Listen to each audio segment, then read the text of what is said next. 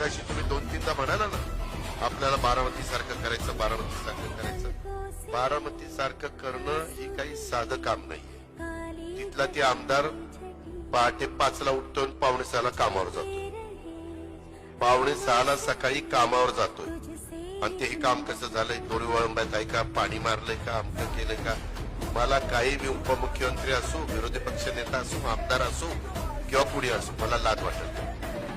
माझ्या इमारती, माझे रस्ते क्वालिटीचे असतात. कॉन्ट्रॅक्टरनी काम घ्या, पण क्वालिटी नाही दिली तर त्याला ब्लॅकलिस्ट